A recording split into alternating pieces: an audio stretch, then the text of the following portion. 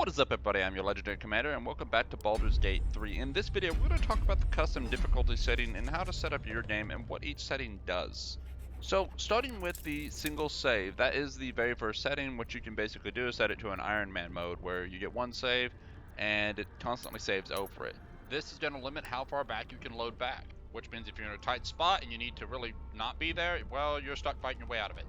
Enemy aggression is essentially the enemy difficulty. How effective, what tactics are they going to use in battle? This is a question: will they focus fire? Are they going to smite? How hard are they going to go at it?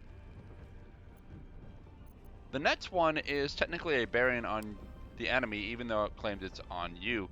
What this does is it basically takes the game and it turns the enemy health up, essentially. It makes them maybe even hit harder, where the stats are essentially out of balance. Enemies might be stronger in general. I suggest leaving it where it is because that makes a fair game. So next we have enemy loadouts. Essentially, this one gives the enemies or takes away the enemies' explosive bolts, poison bolts. If they had a scroll for any reason, or health potions, they'll have less or more of that depending on which way you go. Tactician, of course, sets that higher. I don't have a problem with this one. However, it does get annoying when the enemy starts throwing a lot of grenades, so you may not want them to have this. That said, it means more loot for you after you defeat them.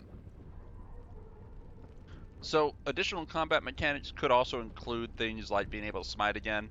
I couldn't tell you exactly which one does this, but essentially your creatures are going to be smarter. They might shove you off a building or a bottomless abyss and kill your character quickly, realizing you're standing near it and trying to melee you to death instead of just shoving you off. Next up is proficiency bonus. It's basically just a proficiency bonus modifier for your character. You can set it as I believe, a -1, or you can set it all the way to +4 for yourself. This just means a better chance to hit for your character if you push it up, and if you push it down, less chance to hit. I suggest leaving this alone because D&D runs on a regular, no extra additional proficiency, but if you just want easy mode, turn this up, and this will definitely increase that chance to hit. And it will be more about your tactics and not probability that sometimes seems to skew not to help you. Enemy critical hits kind of self-explanatory. The enemy basically gets to make critical attacks like you do. Now, if you don't want the enemy to be able to do that, click that off, uncheck it. But what that essentially will do is basically when you get double dice to roll for every time you hit and make a critical, they'll get the same to do to you. No death saving throws is actually kind of an interesting one. Basically, your character, when it goes down, is automatically stabilized, which is nice, but that also means if they get hit, they could immediately die. So that can be its own problem. However, if you've ever experienced where you're trying to pick your person up and you're just not fast enough with the buttons, and then they die in front of you anyway, this is mainly when you get out of combat and they start making the remaining death saves, and somebody could be close enough to death already, and then they die because, well, they make that roll. Rather than that, you can just avoid that, and they'll just sit there laying there waiting for you to pick them up. I'd suggest leaving it alone because you can do something like turn-based to slow all that down, and the scrolls are pretty cheap. The game, honestly, having to buy a scroll is probably good for the economy in this game because there's just too much gold. Disable free strike, I really suggest you uncheck this one. This one is kind of annoying because if you try to make a surprise attack, which a surprise round in D&D is a thing, you basically attack before the enemy realizes that you're there. Actually, it's a condition. The enemy will be surprised, but it's technically also referred to as a surprise round. Effectively, anytime you shoot an enemy, it starts initiative, and then your character rolls into his initiative slot. But what that means is while your character fired before initiative started, when it gets to his initiative roll, a lot of times your character won't have an action anymore, and they'll have maybe their bonus action and movement, but if you're trying to make a group like ambush, this basically takes that ambush away, basically saying the enemy saw you and they were ready for you, and so you were on equal footing when you shot at them. The next one, Camp Cost Multiplier. This is another basic one. What this one does essentially is every time you take a long rest, you have to consume food. And the higher you set it, the more food you consume.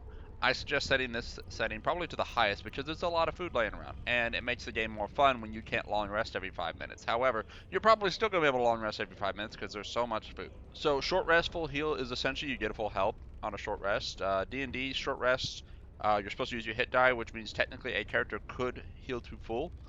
That is something that doesn't happen in Baldur's Gate. You only get about half your health back if you short rest, so you can double short rest and get all your health back in Baldur's Gate. And so what this does is basically gives that all back in a single short rest. It could make your gameplay easier if you need that health to keep going.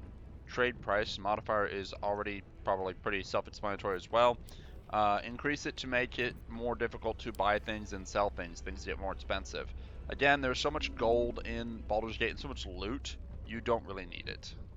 I suggest setting it max just to make the game that much more fun.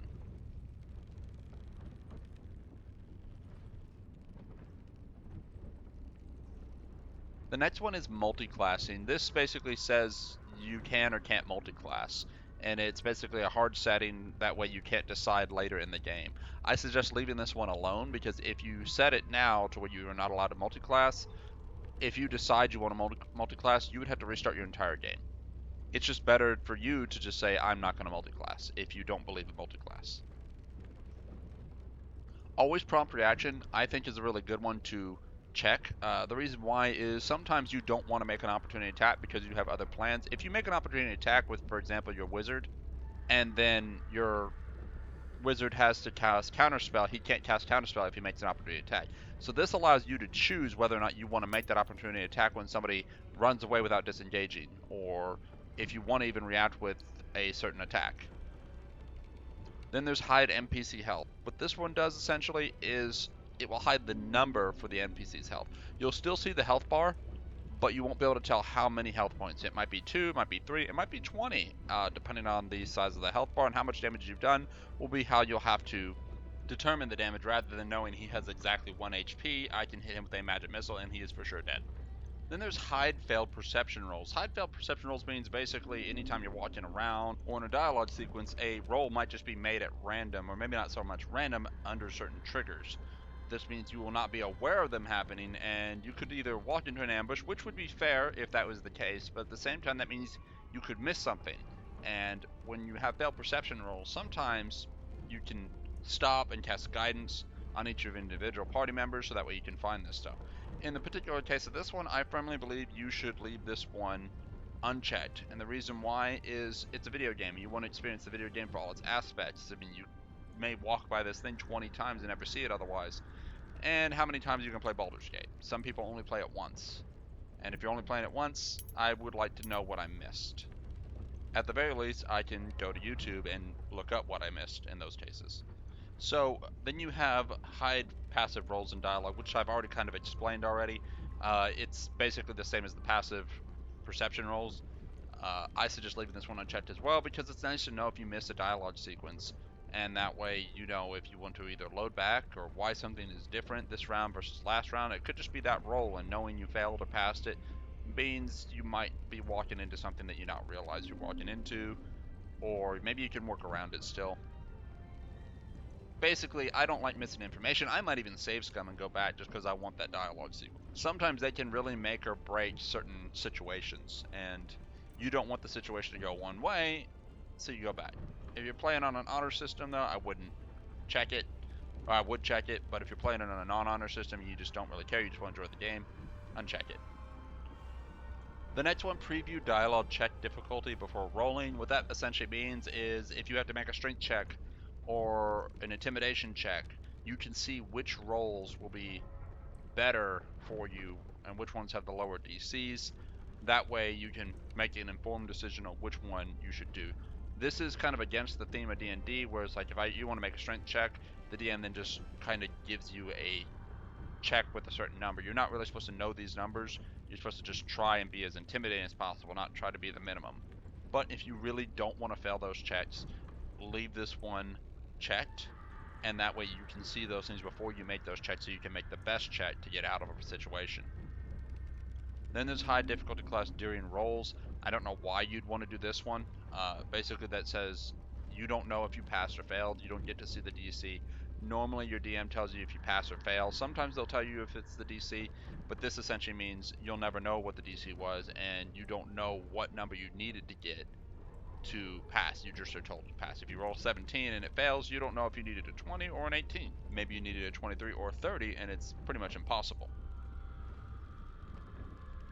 So with all that said, I've gone through all these settings, and actually I set up my own game just now. I went with the settings I felt I really want and the ones I didn't really want. I hope you all enjoyed. I hope you understand what some of these settings do if you just didn't understand what they did before. Now hopefully you do.